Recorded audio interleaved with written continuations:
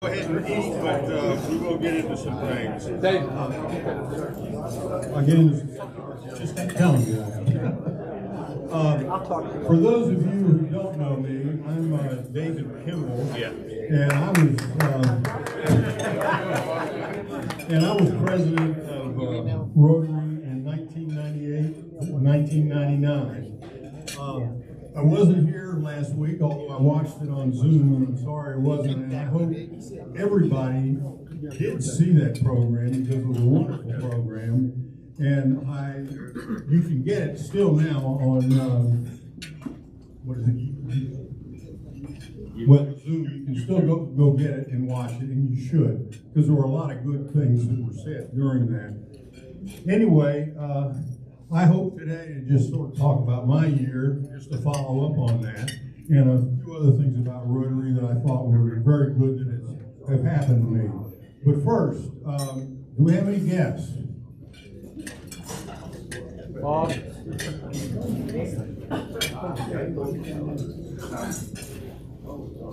my guest is Jim Pyle. This is his third report.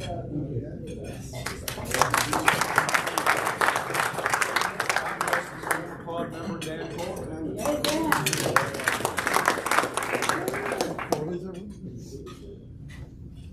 My guess is Phil Thick. Phil Thick.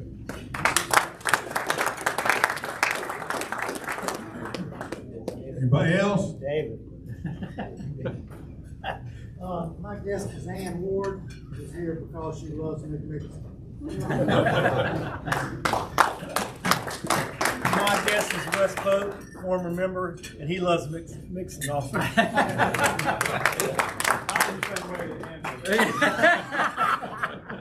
And I see one other guest out there that nobody has mentioned, but Bart Cleary is here. He's almost like a member of this club, but he was governor of the Rotary district. In fact, he was the Rotary governor the year that I was president. But I also have other connections with him because his wife worked for me at CCB when Bart was in dental school. So, known him a long time. If we can pass around the fine basket, and please put something in if you're not wearing your badge. If you didn't root for Carolina against State, or just anything, put some money in it because there always something comes up that we have to take it out once a month or something.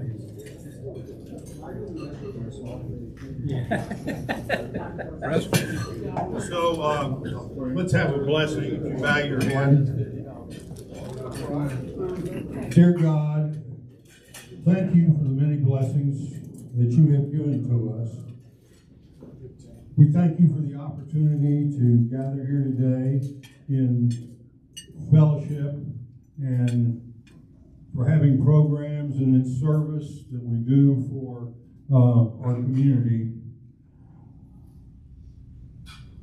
At this time, we hope that you will be thinking about Don Heineman, an old-time member of our club who has really been very active here. And this is all I think you know now that Don has cancer and he's under hospice care now. So it won't be long. We pray for him and Rose and his family, and we also pray for any other members of our club who may be in need of help or ill, and we just don't know about it. And I hope, we pray that all of us will do our part in helping these folks out if there are any problems that they need help with. Now we bless this food to our use and us to our service. Amen.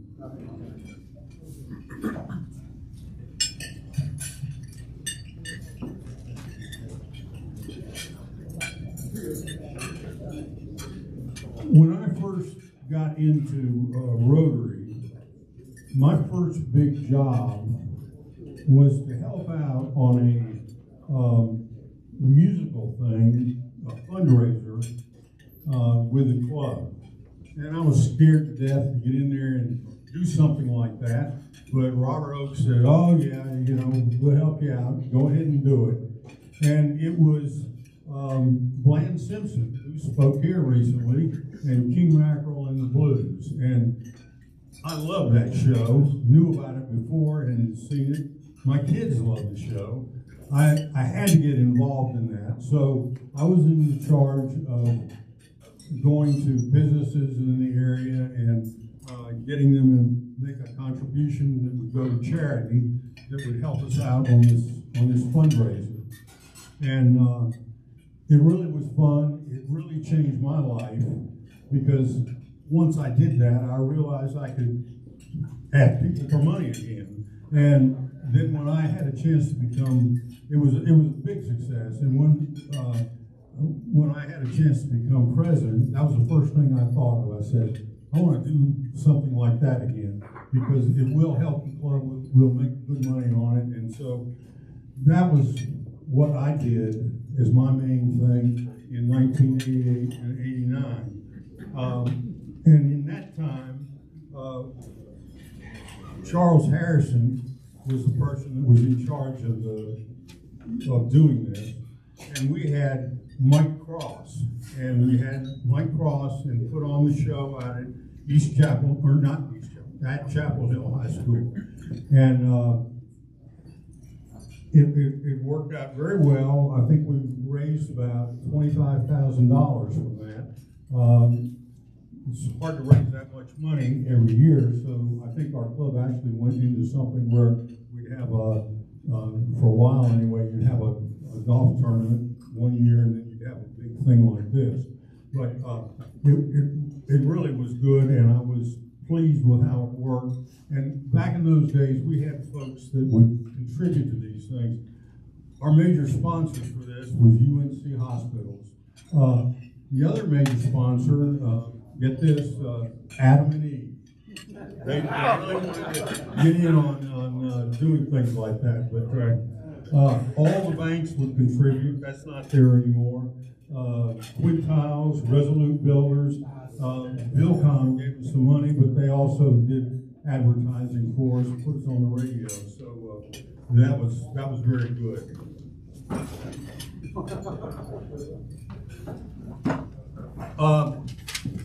I want to get into just a few things, talking about programs and all. The lifeblood of any club is to have fellowship and good programs and meetings, and also to do good deeds for society. We also wanted fellowship outside of the meeting for us, and sometimes as families, so we had things like picnics and going to the Durham Bulls. So I knew I had all that, and that's why I went into the fundraising. And I'm not going to really talk a lot about those areas because we had that, but we did have a couple of really good programs. And I think the program chairman, Bill Wisnett, is here. Stand up, Bill. Well, Bill Wisnett was the first big surprise to me in my year. He was in charge of the programs. You have to wait forever to become president, so I gave him a list of what I thought was some good programs, and he had good connections, and so he got his programs together. But I called him up before the first meeting, and I said, Bill, is everything okay? Is the first program okay? And he said, David, it is. And he said, don't ever call me again. He said, I have got this in order.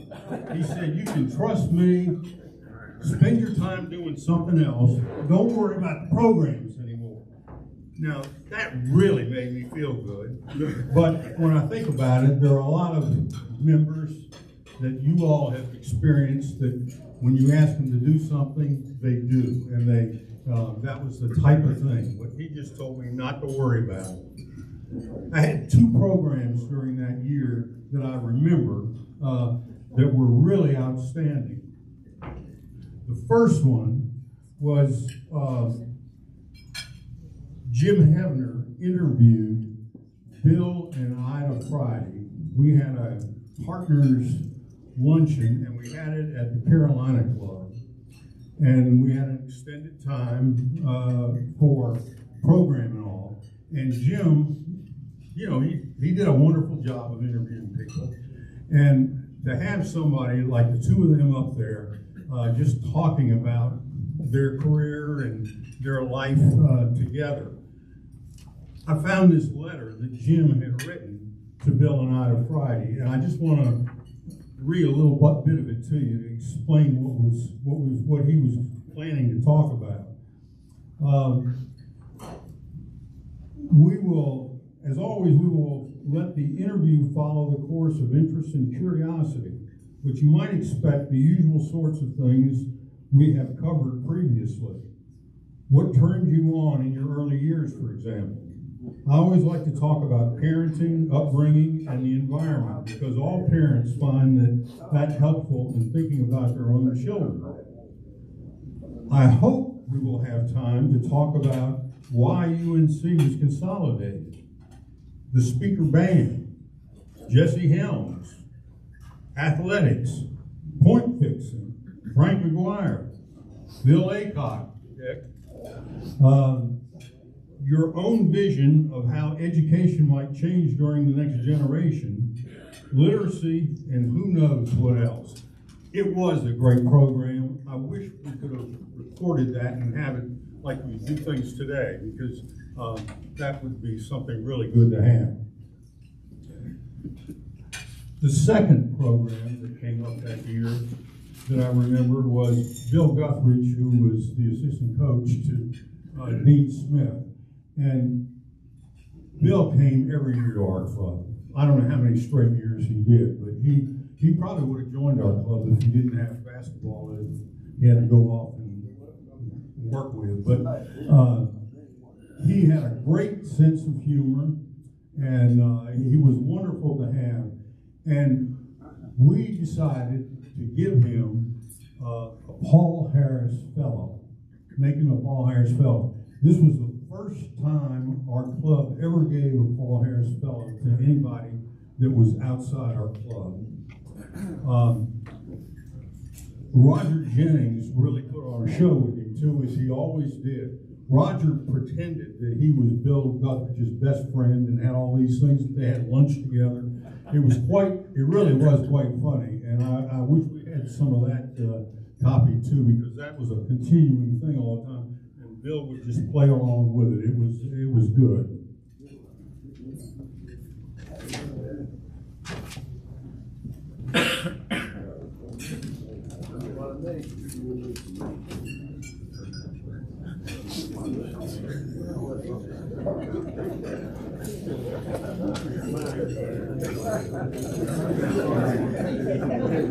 The biggest surprise of my year as president came in the international area.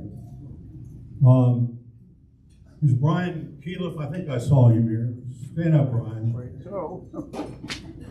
So we didn't know what we were going to do for an international project, and Brian had, you know, he was born in Zimbabwe, and he had, before he joined Rotary, give out and sent some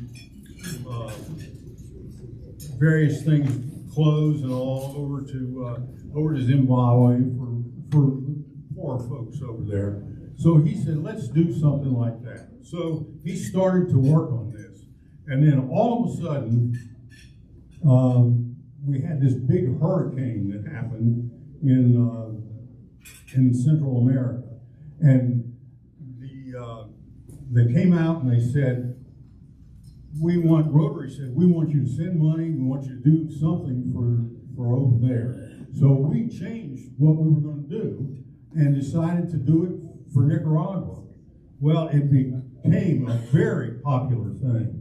And I think Brian led the thing.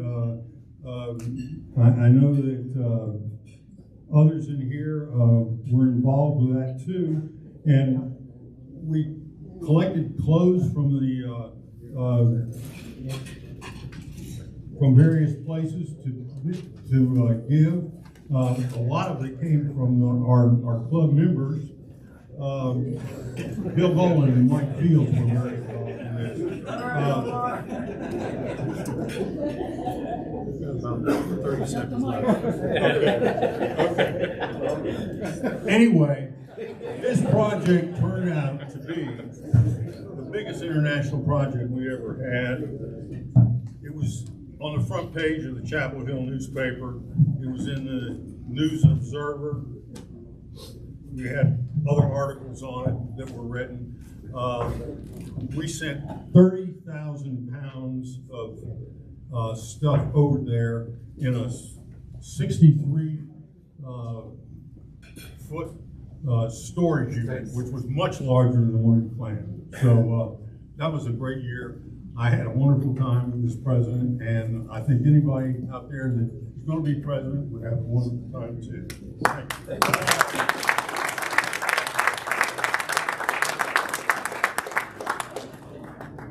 Thank you, David.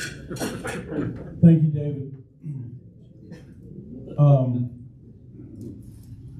We have some time constraints, so we're going to keep the program moving, but if anyone would like to hear more about David's year as president, he's available after the meeting. I'm Omar Zinn. I'm your president this year, and I wanted to check in real quick. Does anybody have any announcements that they'd like to make related to the club or anything else? Okay. I want to second David's memories and thoughts about Don Heineman.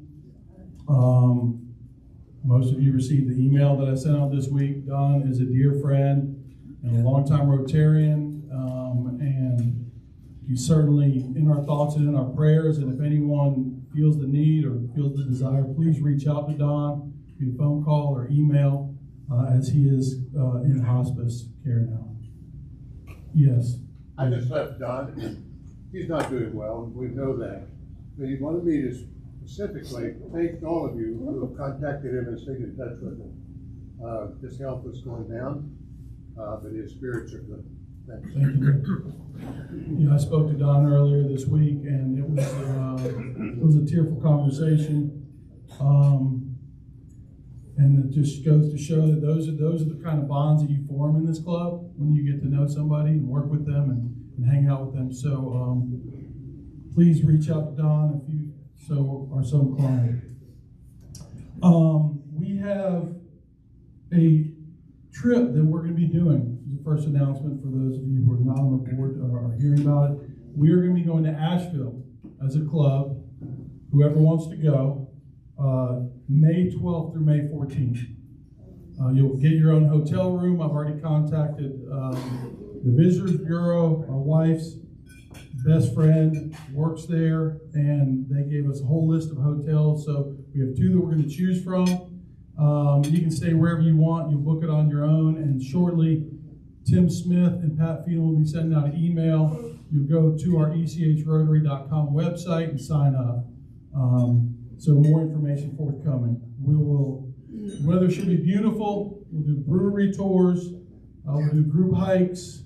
We'll certainly do group meals and drinks. Maybe we'll go to the Biltmore House. We could even, hang out downtown and play bongos if you guys want to.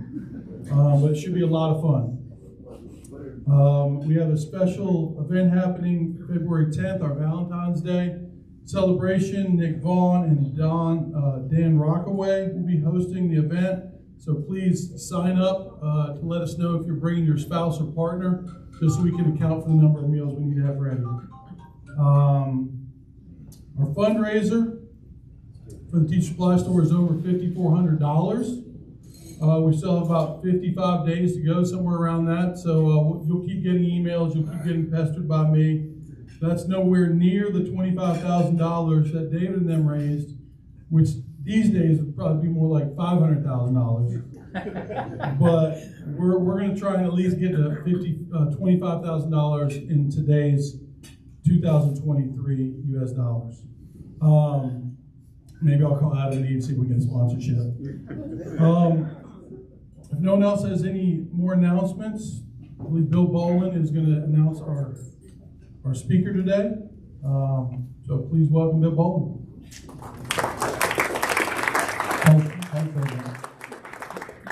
It's such a pleasure to have Vic here. It's like part of the family.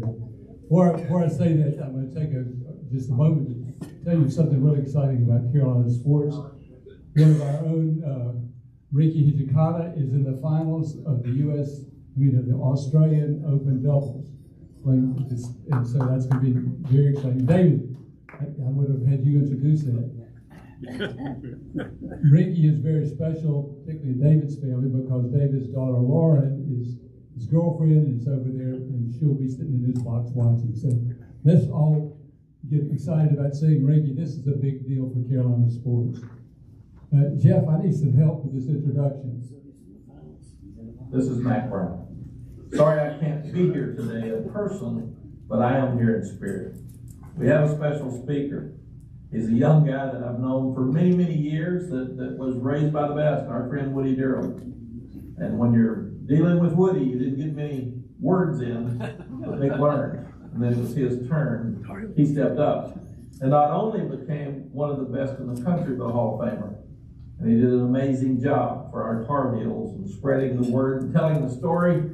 And he also did the same for the Carolina Panthers. Congratulations on all your success, Meg. Thanks in coming and sharing your thoughts with us today. Let's welcome one of the best ever, Mick Dixon. There you go.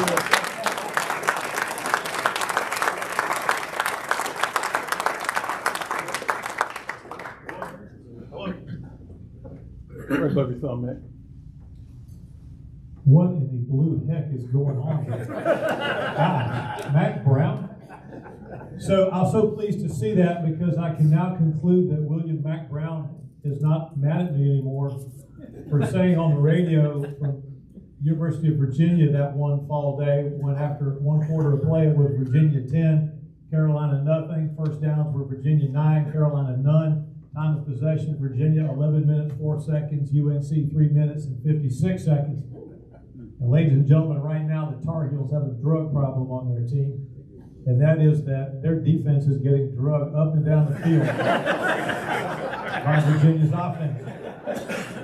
Dick Bedour will remember, Bill Wisden will remember that I got a letter in my permanent file. And I actually got to see my permanent file, which was quite thick and expensive. And I felt badly that day.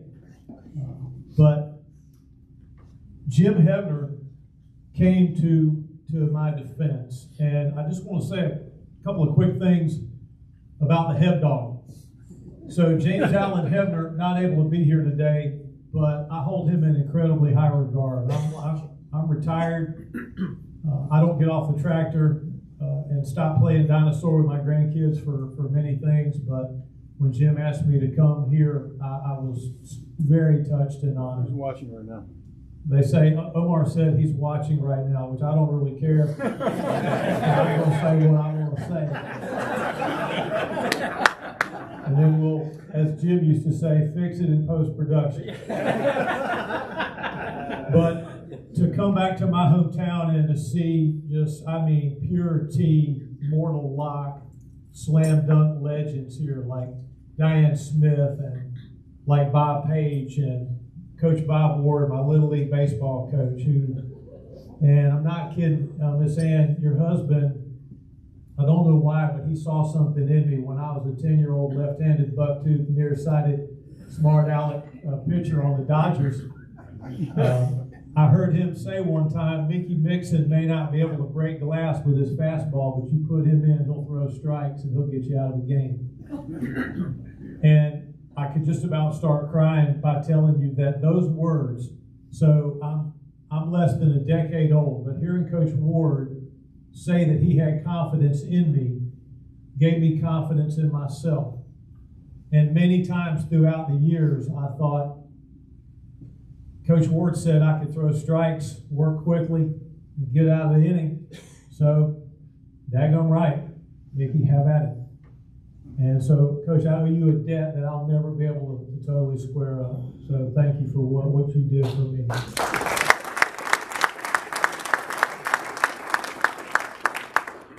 So you haven't lived until you've seen our friend Jim Hebner. One time at Madison Square Garden, the Tar Heels were playing basketball up there. And when the game was over, they had to turn the arena around, get it ready for hockey. And you haven't lived until you've seen Jim Hebner with the Alexander Julian ascot around his neck, just so, with the pleated and cuffed pants just perfectly tailored, with the cologne that arrived several minutes on the scene before he did.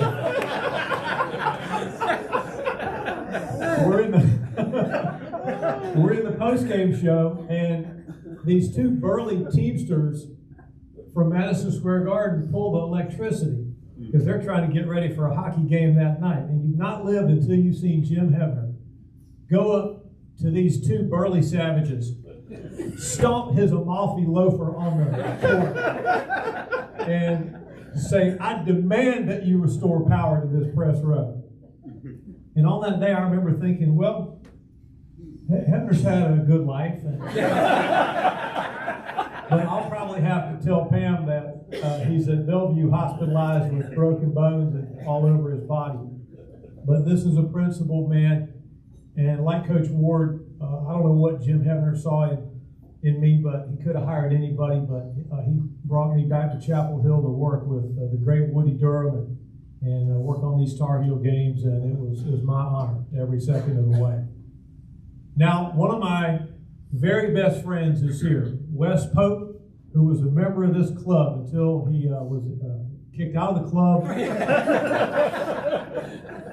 Near as I can tell, he did not volunteer for the azalea sale, the trash pickup, the pancake jamboree, none of that. But I'm not sure that I'm one of Wes's best friends, but he's one of my best friends. Wes was a great athlete, a stalwart golfer on the Chapel Hill High School Tiger golf team, which finished 5th place back-to-back years in the 17 Pac-7 conference. And Wes and I went out for basketball together in junior high school. We're going to play for Derek Williams. And so we went out for basketball together. And after 1 week, there's the first cut, the anticipated first cut. And I thought I was giving a pretty good account of myself. You know, left-handed, I'm weaving in and out of guys and trying to distribute the ball and have this contagious enthusiasm for this great game. And then the big moment comes. How many of you played a team sport? How many of you remember? See, they don't do it this way now. Everybody gets a trophy. But back then, it's dog eat dog and vice versa. You come to the gym at 3 o'clock and you press your face against this big hunk of green tinted safety glass with wire in it, and you try to read the names that are on the sheet of paper that coach has posted to the other side of the glass. So I got my face pressed against the glass, the first cut. And I remember distinctly, it said, "Will everyone except Mickey Mixon please report to practice this afternoon at 4. Years later, my great friend Wes, we're talking about it. He says, "Yeah, Mick, I remember you went out. I remember you went out for the team. I remember you thought you were going to be the pepper pot point guard, you know, enthusiasm, come on guys, rah-rah team." And I said, "Well, what was the matter with that plan?" And he said, "Well, the problem was you couldn't make a layup."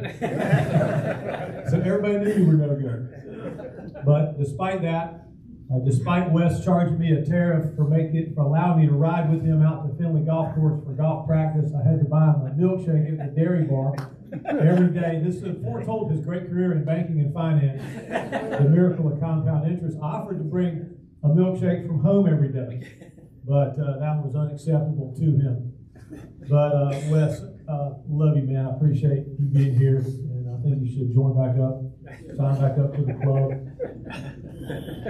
I had this odd notion when I was a small boy, and I didn't make the team, but I loved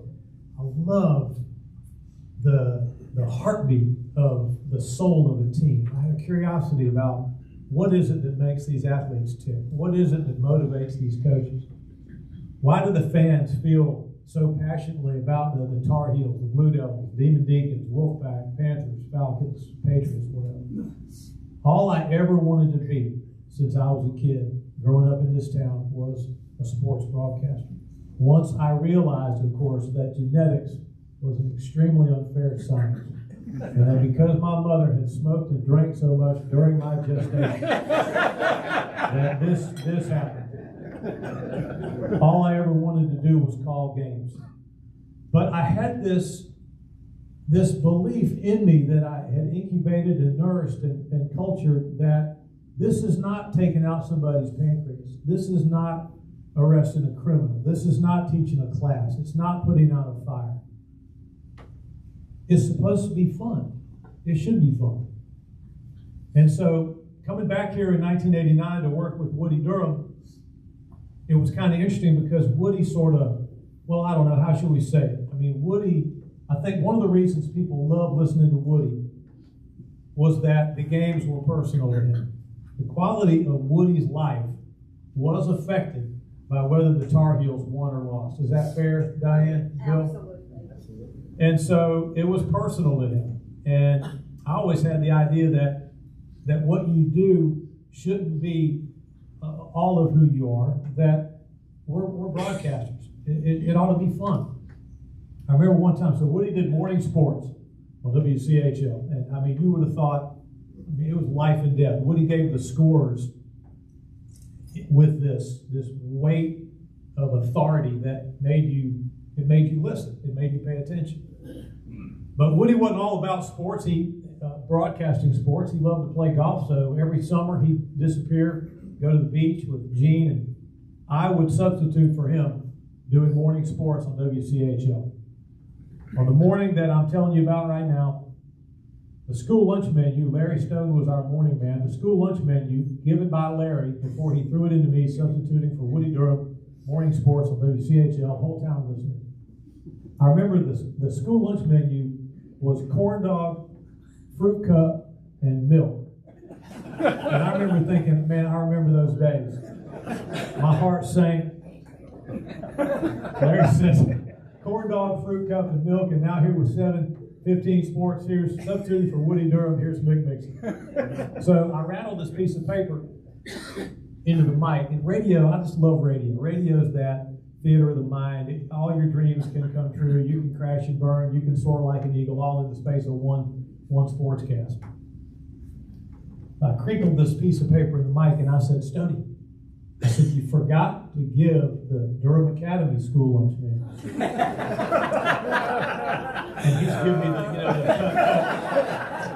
Maverick abort. Well, it was too late. I already had it. And this is what we're going to do. I said, Stoney, I happen to have the Durham Academy school lunch menu here. Would you like for me to read it? And he said, well, you're going to read it whether I want you to or not. I said, absolutely. I said, but before I do, go over the Chapel Hill menu again. So he said, corn dog, students at Chapel Hill Carborough City Schools today, corn dog, fruit cup, and milk.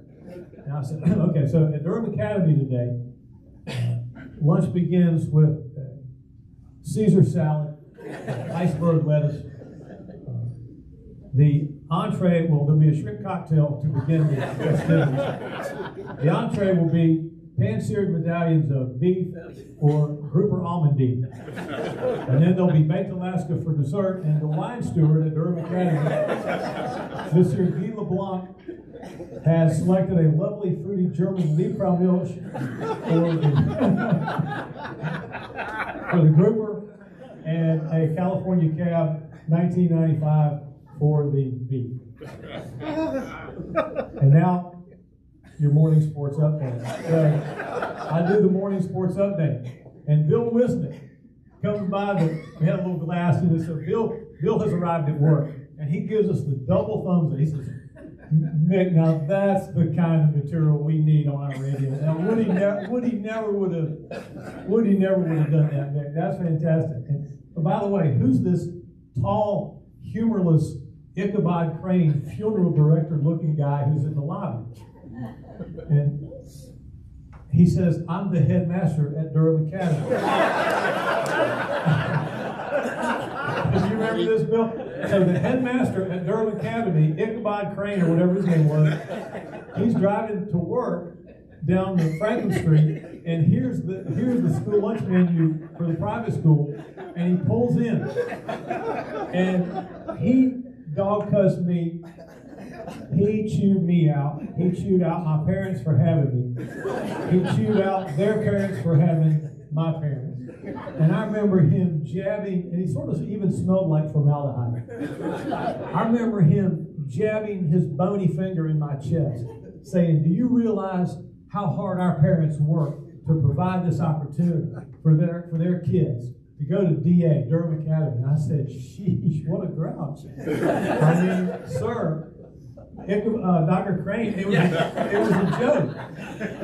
He said, well, I don't think it was very funny, and I think you owe us an apology. And then he left.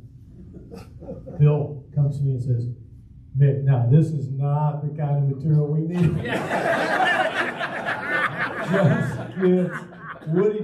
Just give the score. So I come on. So by this time, Robert Boyd, Kyle Cadell, Tracy Manis, most everybody had gotten to work. It's close to 8, and the whole radio station knows that I've been chewed out, dog cussed by the headmaster at DA. So I come on the air. Larry introduces me, 745 sports. I said, Stoney, before I give the sports update, the headmaster at Durham Academy was just here, and he and I had a one-way exchange of information and ideas, whereupon he let me know that he was stridently displeased with my giving the DA school lunch menu referencing Monsieur Guy LeBlanc, the wine steward, etc. And so to make amends, I apologize, I feel bad, to make amends, I'll be substituting for Woody all the rest of the week. I'm going to dedicate this valuable airtime, this space right here, 7:45, the rest of these mornings, to provide free of charge the Durham Academy update, bulletin board, community service, free to the people, the good men and women, boys and girls at Durham Academy. So I unfurl another piece of paper. And I said, your first Durham Academy update of the summer. Driver education classes today at DA have been canceled because the radar detector in the Lexus is on the fritz.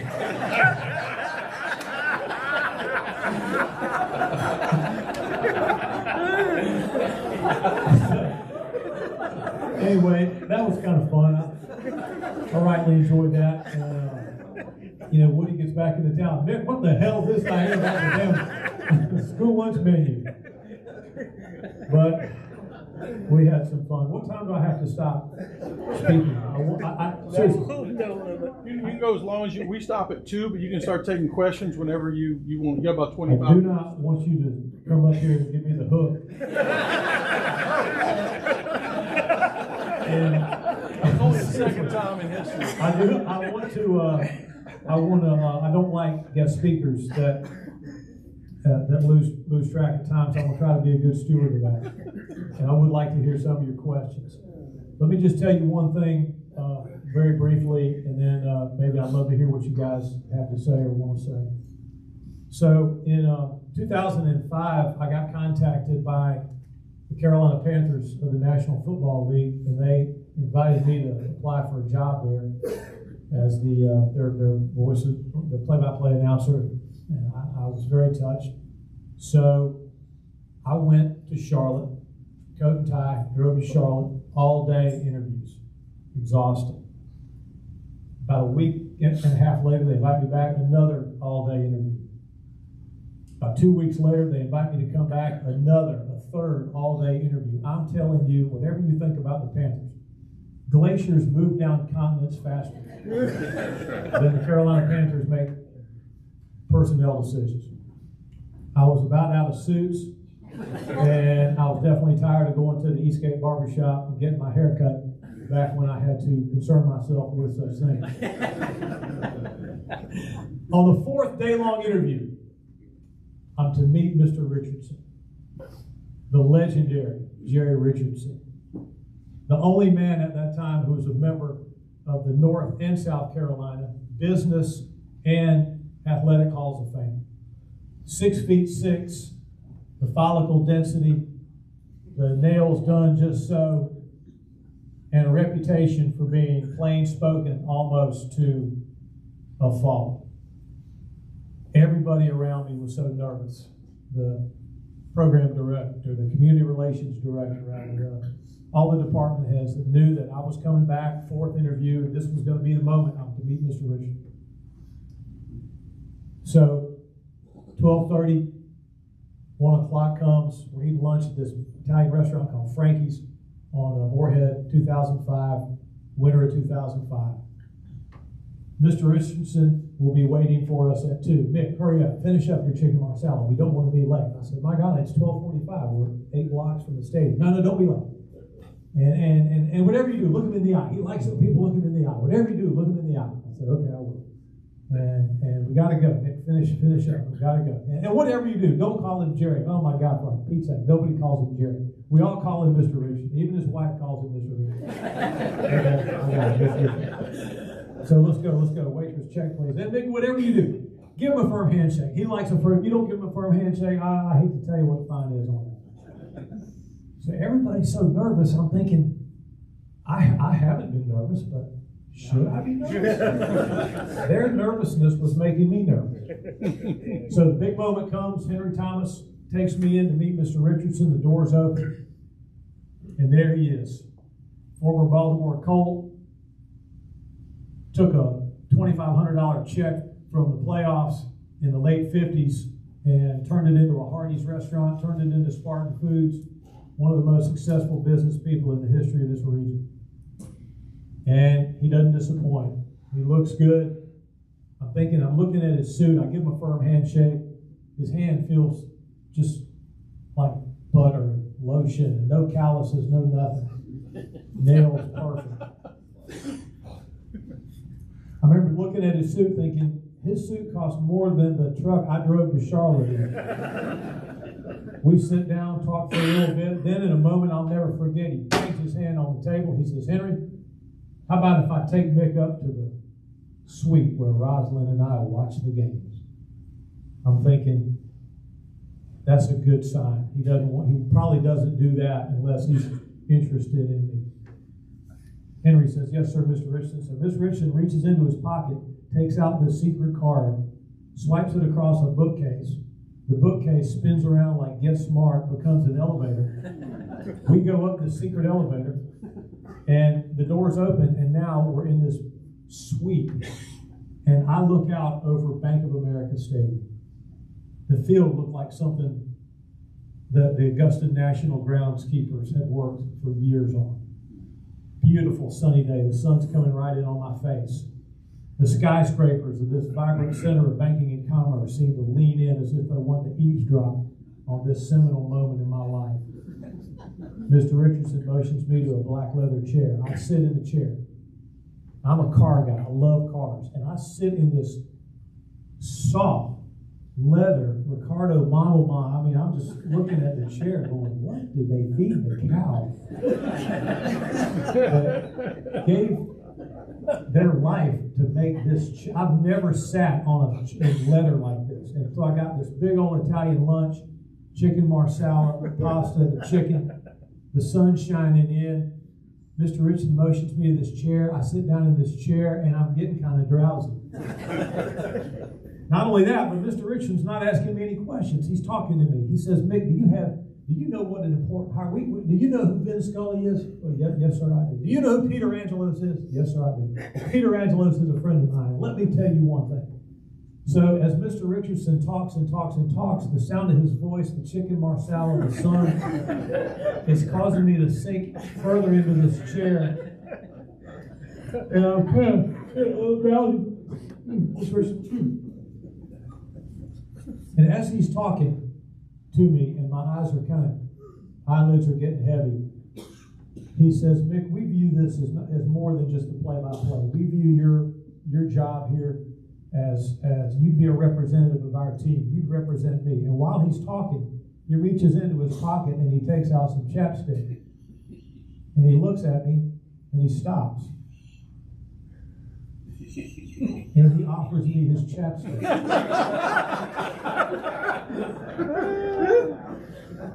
His eyebrows are cocked up. His chapstick is right in my face. And now, I'm not sleepy.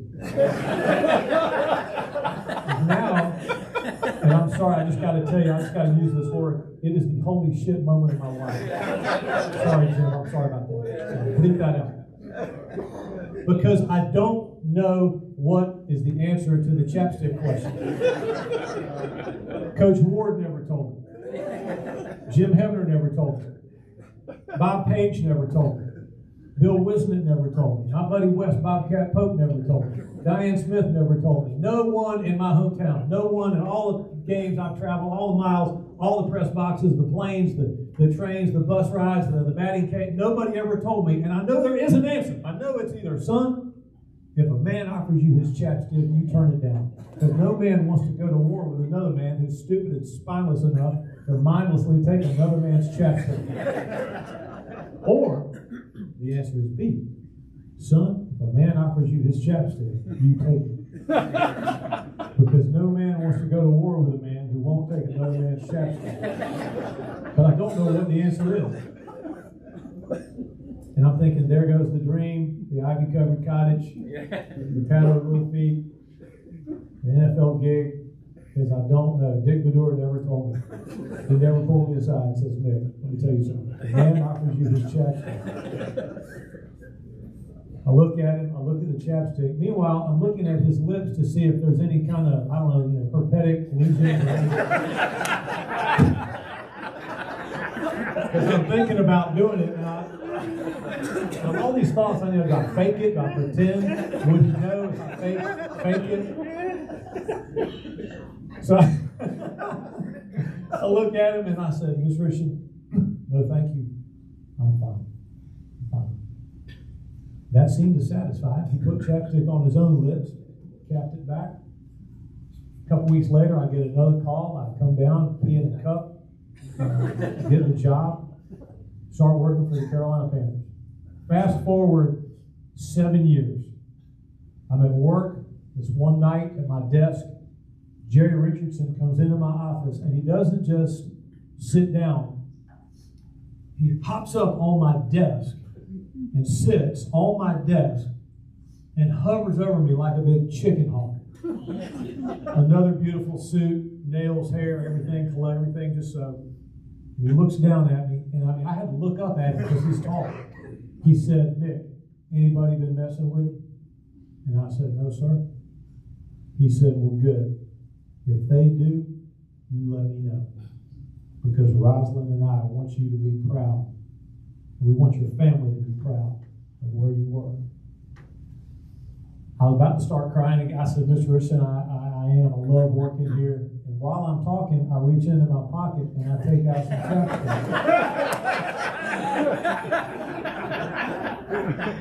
And I start to put some on my lips.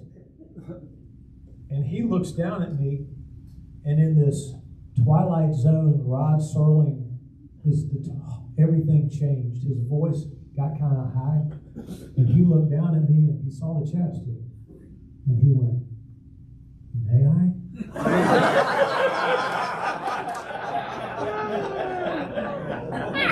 And in a voice I did not recognize as my own, I said, be my guest. Have I told you all this before? I handed him my chapstick, and I just can't believe. I'm thinking, why have I had such a colorful life? I mean, things happen to me. He uncaps the chapstick, and he takes his pinky finger out, and he puts some chapstick on his pinky finger, and then his finger to his lips, and hands me back virgin chapstick. I did not know that was the answer to the chapstick question. And had I taken his chapstick, had I chosen A instead of B and slabbered it all over my face, someone else would be standing here right now talking to me as a retired former sports announcer with the Carolina Panthers. All right, let's. I brought a couple of door prizes. I'm not sure I'm going to give them away because this will require that you ask me a question that I like the feel of. Yes, sir. I want you to tell the Sheldon Burnett story in the football game. Oh my gosh, the Shelton Burnett story. You remember telling that on WCS in the morning? Is it Rodney Taylor? You talking about the Rodney I thought Taylor? it was Sheldon Burnett. There was a Sheldon I got the wrong Burnett. person. The Shelton Burnett story, I was broadcasting high school football. So I sold, on WCHL when I was in high school, I sold reports, high school football updates, to the Shrunken Head, a head shop. What could go wrong? And for $5 a game, and I did reports out there, and Shelton Burnett tackled someone, I think we were at Hillside or Roxborough, so violently that the benches cleared, and yeah, Shelton was a handful. But Robert, I think you're talking about Rodney Taylor. Rodney Taylor. How much, seriously, the Rodney Taylor story, how much time, I mean, it's almost time for me to end my remarks. And that's a 3 or 4 minute Jack Tail. Go first. Okay, but that's probably going to be it because it'll be time, but I'll tell it to you quick. Okay, so you put me on the spot here, Robert. So this will shock you, but I didn't really fill out into the alpha male you see here before you until much later in life. In fact, I'm still hopeful of another stage of this endocrine system miracle that I've read about called puberty. But I loved basketball, I loved baseball, I always felt pretty comfortable in those uniforms, but for some reason, a football uniform just never felt great on me. The shoulder pads chafed my armpit, the mouthpiece tasted terrible.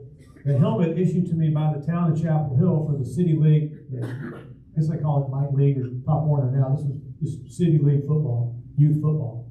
The helmet that I was issued would, unless the chin strap was buckled, it could spin around on my head.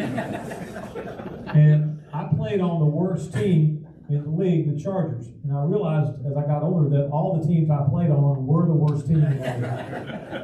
And this athlete named Rodney Taylor was on the best team in the league, the Dolphins. My coach was Coach Anderson. On the day that Robert has asked me about, I could take you right to this spot just off 15501. These fields didn't drain well. It was really low-lying and really muddy. They played rainbow soccer there.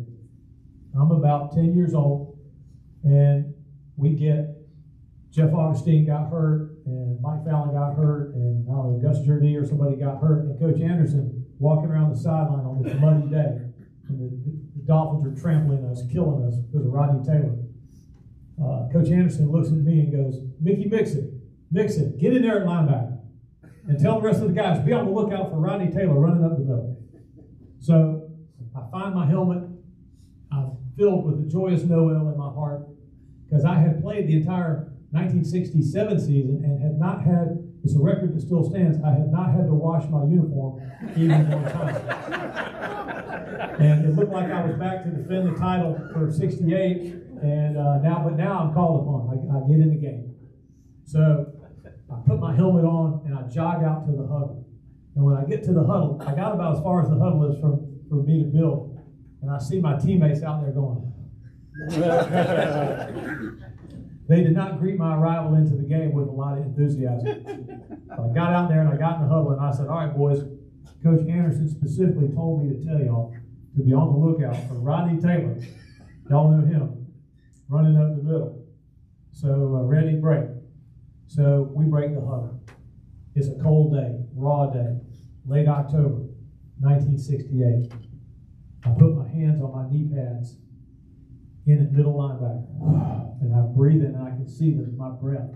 I'm thinking, this is like NFL films, man. I felt like Ray Nitschke and Dick Butkus, I remember hearing them calling the signals out.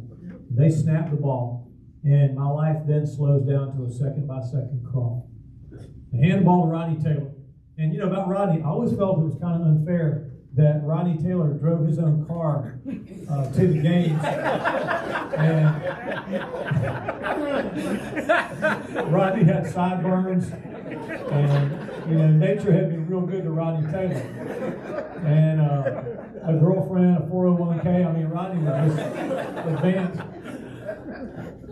And I see Rodney Taylor get the ball, and then it was as if all my teammates are beamed up to some starship.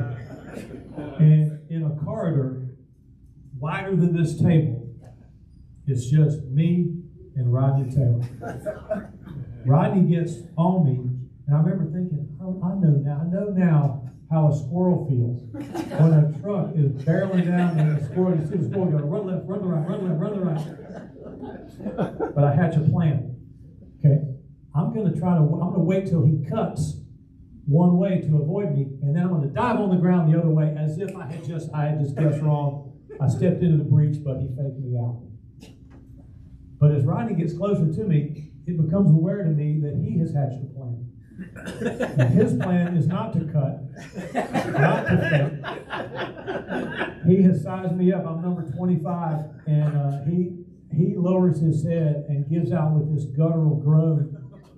And I back up at the force of it all, and I step to the side, and he comes by me like this big charging bull, and I throw my right arm under his neck, and I throw my left leg up over him, and I throw my left arm over my left leg, and I grab a hold of him, and I wrap my legs around his waist, and I got him by the neck, and when I open my eyes, we are rolling down the field. I swear, I mean, we're just going, and I remember thinking, dadgum, we got a head of steam going here. I had never been this fast on my own. And I look back, and all I see is this pudgy kid, David Page. He's running, and he's about 30 yards back. He's not going to be any help. I look to my right, and here's Coach Anderson. He's got the hat, the whistle, the clipboard, everything, and he's high-stepping down the sideline. Get him down, get him down, get him down. He's yelling at me to get him down. So, and then I think about Rodney himself. I think, Rodney does not, he's probably a great guy, but he doesn't smell very good. I remember that he smelled to me like mud and sweat and like a guy that had needed to wash his uniform at the end of every practice and game. And I thought, I wonder what I smell like to Rodney Taylor. I felt like I smelled like a dryer sheet. And so, and I thought, I wonder if he even knows that I'm here. So, about this time we've crossed midfield. And I'm on it. I look down, and these pistons, these legs of his are just pawing the earth. Left leg, right leg, left leg, right leg. And I think, golly, somebody could get hurt getting into that machinery down there, but I got to do something. So this has gone long enough. So I decided that I'm going to put my dental floss little legs into his legs. If I can just time the power stroke just right, I can put my legs into his legs, and surely he'll take his last step, which he did. I let loose of his helmet and shoulder pads, and I slide down. I'm looking for the right moment, and as his left leg comes up, right leg goes down. I stick my legs in there between, and his legs come together, and he's taking his last step. And he dives for the end zone, probably about the 12-yard line. He launches himself, and we land, and I remember going through the air, and then we hit, and we go, and it was totally quiet. And I remember thinking, I made the tackle. My uniform is muddy on my left knee and my right knee. I got up off of it, and I wasn't winded at all. I felt great. It was the best I'd ever felt. Rodney was a little bit winded, so it's just me and him, just the two of us. So I reach my hand down there, and my little white hand disappears into his cinnamon skin, and he wraps his hand around mine, and I help him up. And I look up at him, and I said, Rodney, my name is Mickey Nixon, number 25. And let this be a lesson to you. Don't ever run my way again. He carried me 69 yards. We tackled him. And that's probably the moment I decided I'm going to be a sports announcer. Thank you, Robert. I hope I wasn't too long this morning.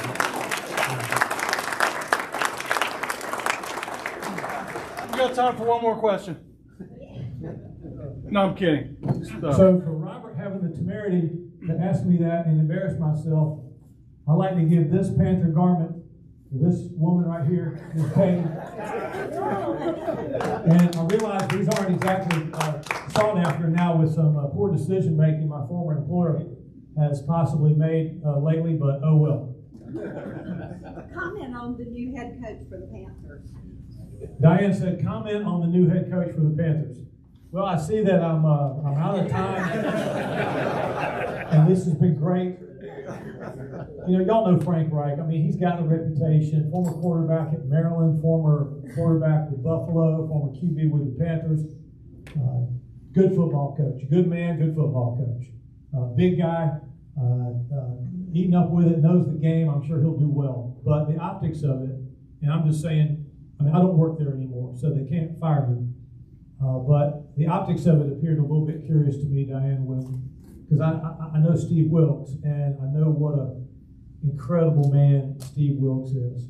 So for Steve Wilkes to come in and take the rudder when the Panthers had fired Matt Rule, had traded Christian McCaffrey, the experiment obviously did not work out at quarterback with Baker Mayfield. And for the team to stay together, the NFL is a little different. It's not as much of the rah-rah, okay, Tigers on 3, all right,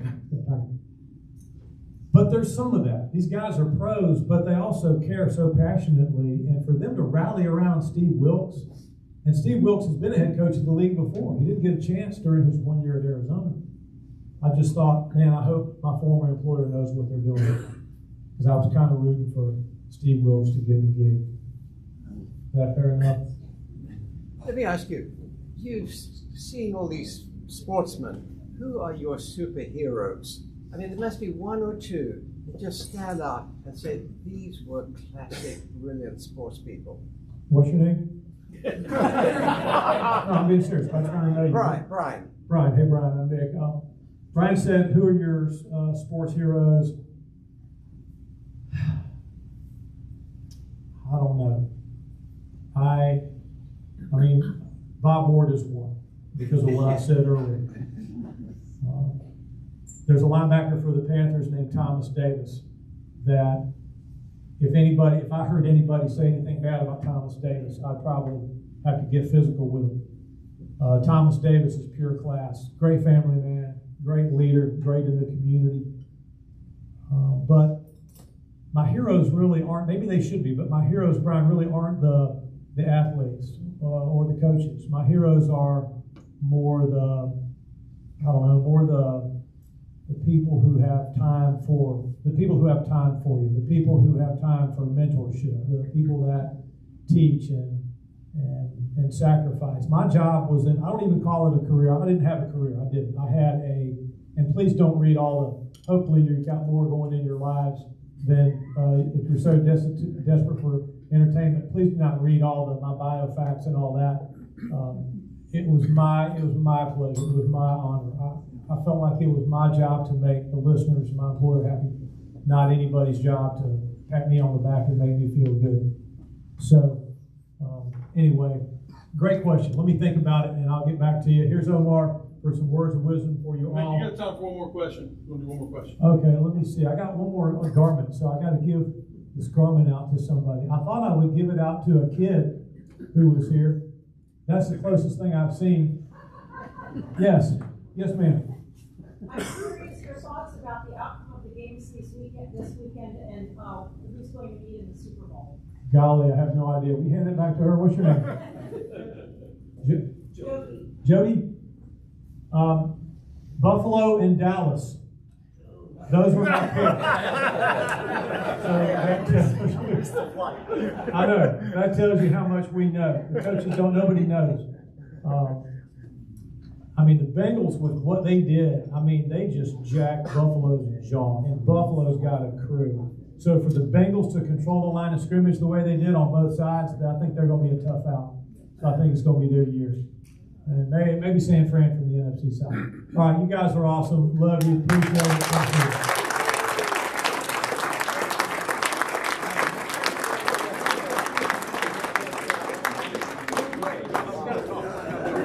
you. Nick, that was wonderful. Man, some people have a way with words. We greatly appreciate it. And it's great to have a hometown hero with us. And y'all have a great weekend. Thank you.